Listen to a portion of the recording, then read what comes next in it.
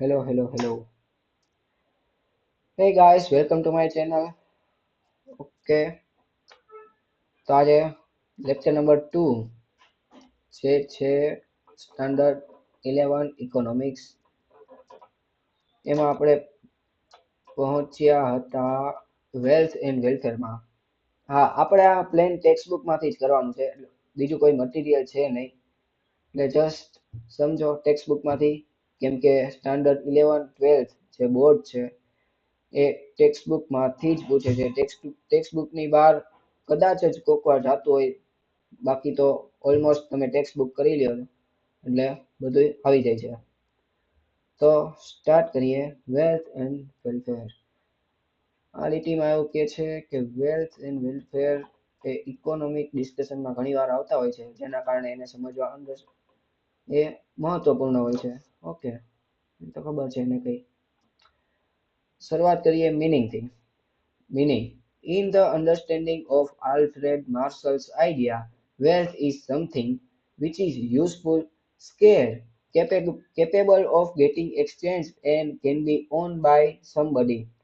એટલે કે આલ્ફ્રેડ માર્શલે એક વ્યાખ્યા આપેલી છે, જેના મુજબ વેલ્થ એ એવી વસ્તુ છે, એ એક એવું ગુડ છે કે એવો એક સોર્સ છે કે જે યુઝફુલ છે. Wealth always be useful. A scarce છે, it is not unlimited, it is also capable of getting exchanged and can be owned by somebody. એના કેરેક્ટરિસ્ટિક્સ એ જે ઉપર મીટિંગમાં હતા એને જ કેરેક્ટરિસ્ટિક્સમાં પાછા આપી દીધા છે. It should be possess a characteristics of usefulness. આવી ગયા useful. It must be useful in satisfying human wants or needs. Therefore, goods which are useful in satisfying need of human being are wealth. For example, house, vehicle, precious jewelry, etc. It should be scarce. Those commodities which are scarce in supply in relation to their demand and possess the exchange value besides being useful are called wealth. એટલે કે ખાલી એ useful હોય તો એવી વસ્તુને તમે wealth નથી કહી દેતા, પરંતુ એ યુઝફુલનેસની સાથે સાથે એના રિસોર્સિસ સ્કેર્સ પણ હોવા જોઈએ, એ અનલિમિટેડ ન હોવા જોઈએ, તો જ એ વેલ્થની ડેફિનેશનમાં ફોલ થાય. Goods which are useful but not scarce and do not have exchange value like sunlight and air are not called wealth in economics. Economics પ્રમાણે એવી વસ્તુને wealth ન કહેવાય. It should have physical or intellectual existence. કાં તો એનું physical existence હોય, કાં તો એનું intellectual existence હોય. Wealth should have an existence which can be exchanged. The ability to understand the aptitudes of human beings, their physical abilities, etc. are the innate abilities and assets of human being are usually not exchanged. In today's world, however, the intellectual abilities of human beings, like the ability to create new ideas, are exchanged for money in the market, and hence the intellectual ability to create novel idea and good is called wealth.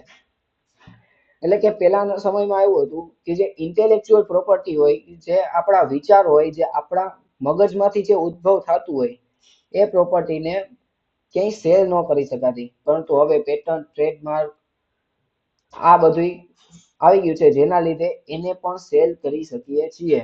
જે આપણા મગજમાં કોઈ પણ વિચાર હોય, કે જે કોઈ પણ નવો આઈડિયા હોય, કે જેનાથી એક કંઈ પણ નવી વસ્તુ તૈયાર થાય છે, કે જેની નવી રીત છે અથવા તો નવી પ્રોડક્ટ છે, તો એને આપણે પેટન્ટ કરાવી લઈએ તો એ આપણી અનુમતિ વગર અથવા તો આપણી જે ઈચ્છા વગર કોઈ બીજો વ્યક્તિ એ વસ્તુનો કે અથવા તો એ રીતનો ઉપયોગ કરી શકતો નથી, એટલે એનો પણ સેલ કરી શકાય છે, જેથી એને ઇન્ટેલેક્ચ્યુઅલ એક્ઝિસ્ટન્સ કહેવાય, જેથી એ પણ વેલ્થની ડેફિનેશનમાં ફોલ થાય છે. Yet the ability of scientists to think is higher quality and do not wealth, but the novel idea created by the scientist is wealth. Wealth constitutes goods which are capable of exchange. Wealth is an economic concept and therefore must be capable of getting exchanged. Wealth is meant to satisfy the present as well as future consumption and other needs and therefore must be capable of exchange. Wealth must be capable of exchange. જે વસ્તુ exchange નથી થઈ શકતી એને wealth કહેવાય નહીં. A house purchased today satisfies the present need of housing and can be sold in future to buy other goods. Precious metals, land also possess in these characteristics.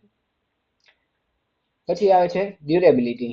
Wealth must possess durability. Durable goods can be used for future exchange and for satisfying human needs and therefore become wealth. Goods which perish after single use cannot be used for future transactions and are therefore not wealth. For example, land, house, precious jewelry are durable goods and hence can be considered wealth along with the other characteristics. Share are also wealth. Okay, આ ડ્યુરેબિલિટીનો concept આપણે આગલા લેક્ચરમાં સમજી ગયા કે જે વસ્તુ durable હોય, આ ડ્યુરેબિલિટી જે વસ્તુમાં જે કોમોડિટીમાં જે ગુડમાં હોય એને જ વેલ્થ કહી શકીએ છીએ. જે પેરિસેબલ ઇન નેચર વસ્તુ હોય છે, દૂધ હોય છે, પછી દૂધની બનાવેલી કોઈ પણ આઈટમ હોય છે, જે ખોરાક હોય છે, જે ફ્રૂટ હોય છે, જે ફૂડ આઈટમ હોય છે કોઈ પણ, એ વસ્તુને વેલ્થ ન કહી શકીએ કારણ કે થોડોક ટાઈમમાં બગડી જવાની છે, એ પેરિસ થઈ જવાની છે. Food grains which are not produced by a farmer are not fruit grains which are produced by a farmer are not wealth if they perish in every short time. Likewise, labor of laborer is also called wealth. However, if food grains can be stored in a cold storage for a long time and their market value increase in future, then those become wealth. Hence, new technology can redefine wealth. Okay, જે food grains હોય છે એને તમે લાંબા સમય સુધી પણ store કરી શકો છો. ફ્રૂટ્સને લાંબા સમય સુધી સ્ટોર કરવા અઘરા છે, પરંતુ આપણા ઘરે જ છે ને ઘઉં છે, ચોખા છે, એવી બધી વસ્તુ આખા વર્ષની એક દોઢ વર્ષ માટેની ભરી રાખી હોય છે, જેને લાંબા સમય સુધી સ્ટોર કરી શકાય છે, તો એને પણ તમે વેલ્થ કહી શકો છો. પછી આવે છે types of wealth. Wealth can be classified as individual wealth and social wealth. Second type છે national wealth and international wealth. Okay, first છે individual wealth and social wealth. Wealth under the ownership of an individual and meant for private consumption is called individual wealth. For example, a house. Wealth under the ownership of society and meant for collective consumption is called societal wealth. For example, dam. Okay, જે આપણું private house છે, આપણું private ઘર છે, એ આપણી private property છે અને એના જે વેલ્થના જે બધાય કેરેક્ટરિસ્ટિક્સ છે એ હાઉસમાં આવે છે, જેના કારણે એને વેલ્થ કહી શકીએ છીએ. અને જે આપણી પ્રાઇવેટ પ્રોપર્ટી છે એટલે કે એને કોઈક ઇન્ડિવિજ્યુઅલની પ્રાઇવેટ પ્રોપર્ટી છે એટલે એને ઇન્ડિવિજ્યુઅલ વેલ્થ કહેવાય. અને જે પબ્લિક પ્રોપર્ટી છે, જે કોઈ એક પર્ટિક્યુલર એક પર્સનના ઓનરશિપ અંડર નથી આવતું, એને સોશિયલ વેલ્થ કહેવાય છે, કે જે જનરલ પબ્લિકના કન્ઝમ્પશન માટે હોય છે, જેમ કે ડેમ છે, પબ્લિક ગાર્ડન્સ છે. આની પહેલાના લેક્ચરમાં મેં એક્ઝામ્પલ આપ્યું હતું, એ જ વસ્તુ. પછી આવે છે national wealth and international wealth. Wealth belonging to a nation and possessed and treasured by a nation is called national wealth. It helps to generate exchange value directly or indirectly for a nation. For example, rivers, mountains, literature and sculptures, etc. International wealth is that wealth which is not owned by one nation but belongs to the whole world and can be shared by several nations. Okay, કે national wealth એટલે કે એક દેશમાં આવેલી એવી particular wealth કે જે એ જ દેશ પર્ટિક્યુલર એ જ નેશનની ઓનરશિપમાં છે. હવે આપણે માની લઈએ કે શેનું એક્ઝામ્પલ લેશું, આપણા દેશમાં લાલ કિલ્લો છે, પછી આ ઉદયપુર ને રાજસ્થાનમાં ઘણા બધા કિલ્લાઓ બનાવેલા છે. એ પર્ટિક્યુલર આપણા દેશની ઓનરશિપમાં આવે છે કે જેના ઉપર ખાલી ઇન્ડિયન નેશનનો જ અધિકાર છે, જે આખા વર્લ્ડનો અધિકાર નથી એના ઉપર. તો આ બધી વસ્તુને નેશનલ વેલ્થ કહેવાય છે કે જે પર્ટિક્યુલર નેશનની ઓનરશિપ અંડર આવે છે. બીજી આવે છે ઇન્ટરનેશનલ વેલ્થ કે જે કોઈ પર્ટિક્યુલર નેશનના હાથમાં નથી, પરંતુ એ આખા હોલ વર્લ્ડ એના વર્લ્ડના બધાય દેશ એને બધાય કન્ટ્રી એને શેર કરે છે. માની લઈએ હવા તો જો કે એક્સચેન્જ વેલ્યુ નથી એટલે એને કોઈ વેલ્થની ડેફિનેશનમાં ન લઈ શકીએ, પરંતુ આને એક્ઝામ્પલ તરીકે શું આપવું, એટલે કે સમજી લો ને, બસ આમ જ છે. એક્ઝામ્પલ અત્યારે કઈ યાદ આવતું નથી, પછી યાદ આવશે તો જણાવીશ. તો જે વસ્તુ છે એ પર્ટિક્યુલર નેશનના હાથમાં નથી, એને ઇન્ટરનેશનલ વેલ્થ કહેવાય. પછી આવે છે welfare. Welfare means an enhancement of life situation. Okay, આને મૂકી ફરીથી યાર એક પોઈન્ટ રિવાઇઝ કરી લઈએ. શરૂઆત કરી હતી આપણે વેલ્થ એન્ડ વેલફેર. એમાં મિનિંગ ઓફ વેલ્થ કે એમાં મિનિંગમાં પણ એના કેરેક્ટરિસ્ટિક્સ જ લખ્યા હતા કે યુઝફુલ હોય, સ્કેર્સ હોય, કેપેબલ ઓફ ગેટિંગ એક્સચેન્જ હોય, and can be owned by somebody હોય. આ બધા કેરેક્ટરિસ્ટિક્સ એ છે લખેલા. Usefulness, scarce, it should be physical or intellectual existence. Wealth constitute goods which are capable of exchange.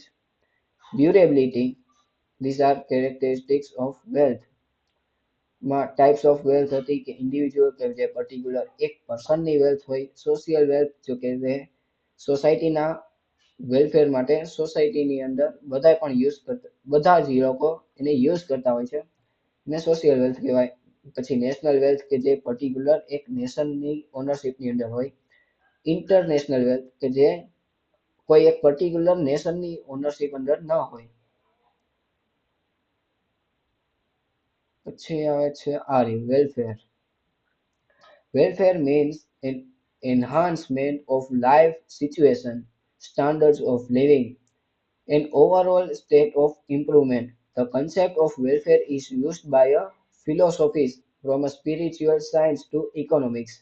એટલે કે વેલફેરનો ઉપયોગ વેલફેરને ડિફાઇન કોણ કરે છે કે ફિલોસોફીસ છે, સ્પિરિચ્યુઅલ સાયન્સ છે, અને ઇકોનોમિક્સ પણ, જે મોટા મોટા ઇકોનોમિસ્ટ હોય છે એ લોકો ને ડિફાઇન કરે છે.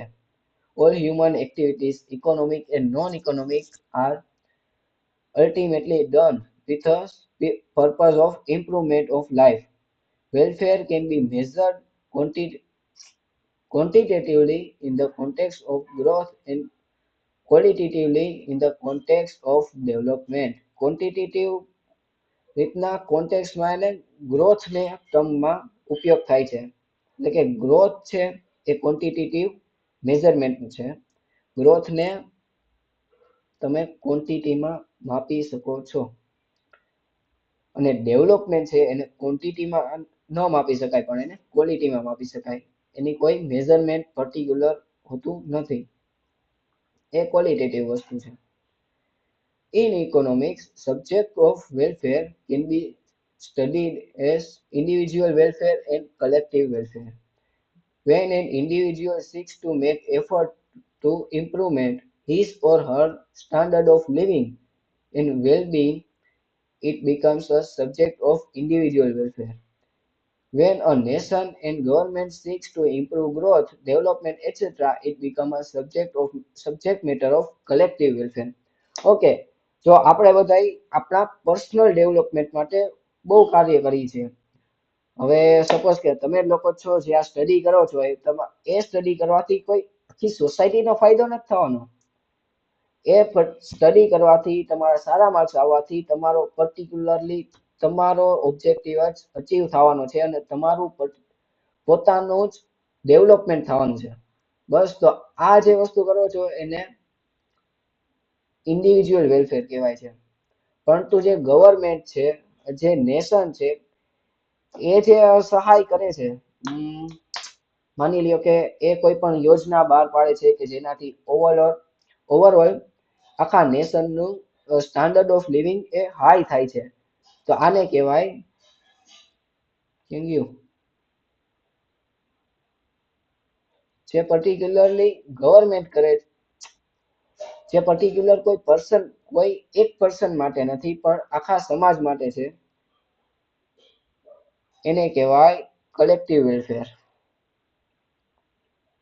બસ તો હવે relationship between wealth and welfare. Generally, when wealth increase, welfare increases as more wealth means higher as more wealth means higher capacity to generate monetary value. જેમ આપણું વધારે વેલફેર થશે, જેમ આપણું પર્ટિક્યુલર ડેવલપમેન્ટ વધારે થશે, એમ આપણે વધારે અર્નિંગ્સ ક્રિએટ કરી શકશું. આપણે we are getting more able to generate more money. We are getting able to generate more money. More monetary value, greater power to exchange goods, or purchasing power for the owner, and hence greater well-being. This is largely true in case of individual. Individual ના કેસમાં બહુ સાચું છે. But when the wealth of nation increases in form of national income, the welfare of people will increase only if this national income is equitably distributed among all sections of the society and among all sectors. Besides, a nation's welfare also depends upon social and cultural formation, and hence there is not always direct relationship between wealth and welfare in a society.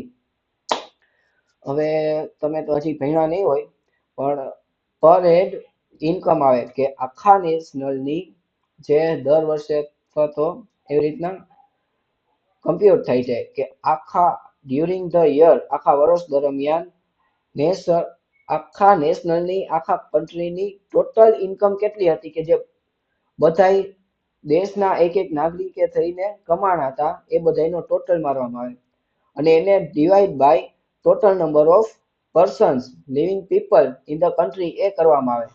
એટલે કે જે પર હેડ જે income આવે ને એને એ average income થઈ જાય. હવે આ વસ્તુ ક્યારે શક્ય બને? હવે ઓવરઓલ દેશની ઇન્કમ વધે છે, પરંતુ એ ઇન્કમ વધારવામાં ખાલી અમુક પર્સનનો જ હાથ હોય છે, જેમ કે મોટા મોટા વેપારીઓ હોય છે, એ લોકો જ ઇન્કમ વધારે છે. એની સામે જે બીજા બધા જે જનરલ પીપલ છે, જે લેમેન્સ છે, એ બધાની ઇન્કમ ઘટે છે અથવા તો એની ઇન્કમમાં વધારો થતો નથી. ઓવરઓલ ટોટલમાં વધારો થાય છે, પર હેડ જે એવરેજ કરે છે એમાં પણ વધારો થાય છે, પરંતુ એ ઇક્વલી ડિસ્ટ્રીબ્યુટેડ નથી. એક જણો છે એ પેલા 100 કમાતો હતો, બીજો જણો છે 200 કમાતો હતો, તો એવરેજ ઇન્કમ શું થઈ? તો કે 100 + 200 ડિવાઈડ બાય 2, 150 રૂપીસ પર હેડ ઇન્કમ હતી. પરંતુ હવે એ જે 200 રૂપિયા કમાતો હતો એ પર્સન હવે 400 રૂપિયા કમાય છે, અને જે પર્સન 100 રૂપિયા કમાતો હતો એ હવે 50 કમાય છે, અથવા તો હજી 100 ને 100 જ કમાય છે. એનું કઈ ડેવલપમેન્ટ થયું નથી. તો હવે આ વસ્તુમાં ટોટલ ઇન્કમ વધારે થશે, જેમ કે 400 + 100 500 રૂપિયા થઈ જશે, અને એવરેજ ઇન્કમ થઈ જશે 250 રૂપિયા. જે પર હેડ ઇન્કમ વધી છે, એટલે કે નેશનનો ગ્રોથ થયો છે, નેશનલ ઇન્કમ વધી છે. પરંતુ હકીકતમાં શું બધાય આખા નેશનના બધાય પર્સનનો ગ્રોથ થયો છે? તો કે ના, એ જે ગ્રોથ થયો છે એ અમુક ફ્યુ પીપલનો થયો છે. આવી જ રીતના આખા દેશમાં પણ એવું થતું હોય છે કે અમુક પર્સનની ઇન્કમ વધતી જાય છે, જ્યારે બીજા લોકોની ઇન્કમ કાં તો એને લેવલ ઉપર રહે છે, કાં તો ઘટતી જાય છે. તો આ ઇક્વલી ડિસ્ટ્રીબ્યુશન થયું નથી, તો એ ખરેખર ડાયરેક્ટ રિલેશનશિપ નથી. આ એક્ઝામ્પલમાં અમુકનો ગ્રોથ નેશનનો દેખાય છે, પરંતુ એ ઇક્વલી ડિસ્ટ્રીબ્યુટેડ નથી, જેના લીધે એ ખરેખર બધાય પર્સનનો એમાં ગ્રોથ નથી. ઓકે, સો આ વિડીયોને હવે અહીંયા સુધી રાખીએ. વિડીયોને બહુ લાંબો કરવો નથી. નેક્સ્ટ ટોપિક નેક્સ્ટ વિડીયોમાં. તો મળીએ નેક્સ્ટ વિડીયોમાં.